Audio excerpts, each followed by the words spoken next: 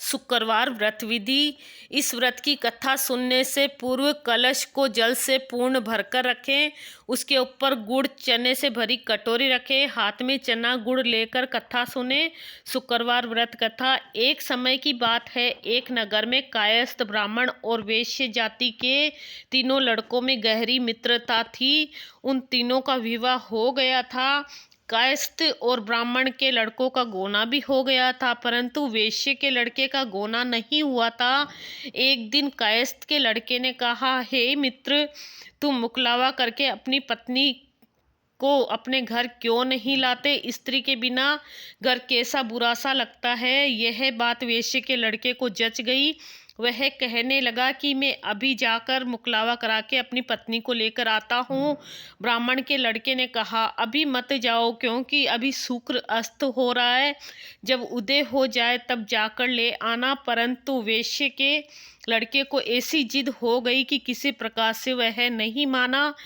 जब उसके घर वालों को इस बात का पता लगा तो उन्होंने भी बहुत समझाया, परंतु वह किसी प्रकार से नहीं माना और अपने ससुराल चला गया। उसको आया हुआ देखकर ससुराल वाले भी चकरा गए और जवाई का स्वागत सत्कार करने के बाद उन्होंने पूछा, आपका कैसे आना हुआ? तो वैश्य पुत्र कहने लगा, मैं अपनी पत्नी को विदा कराने के लिए आया हूँ। ससुराल वाले ने भी बहुत समझाया उसे कि इन दिनों शुक्र अस्त है, उदय होने पर ले जाना, परंतु उसने एक नहीं सुनी और पत्नी को ले जाने का आग्रह करता रहा। जब वह किसी प्रकार से नहीं माना तो उन्होंने लाचार होकर अपनी पुत्री को विदा कर दिया। वैश्य पुत्र पत्नी को एक रथ में बिठाकर अपने घर की ओर चल पड़ा। थोड़ी दूर जाने के बाद मार्ग में उसके रथ का पहिया टूटकर गिर गया और बैल का पूरा पैर टूट गया। उसकी पत्नी पड़ी और घायल हो गई। जब आगे चले तो रास्ते में डाकू मिले। उसके पास जो धन वस्त्र तथा आभूषण थे वह सब उन्होंने छीन लिए। इस प्रकार अनेकों कष्ट का सामना कर जब पति पत्नी अपने घर पहुँचे तो आते देख वैश्य के लड़के को सर्प ने काट लिया। वह मूर्छित होकर गिर पड़ा। तब उसकी पत्नी स्त्री अत्यंत विलाप कर रोने लगी। वैश्य ने अपने पुत्र को वेदों को दिखलाया तो वेद कहने लगे, यह 3 दिन में मृत्यु को प्राप्त हो जाएगा। जब उसके मित्र ब्राह्मण के लड़के को सारी बात का पता लगा तो उसने कहा, सनातन धर्म की प्रथा है कि जिस समय शुक्र का अस्त हो कोई अपनी स्त्री को नहीं लाता है, परंतु यह शुक्र के अस्त में स्त्री को विदा कराकर ले आया है।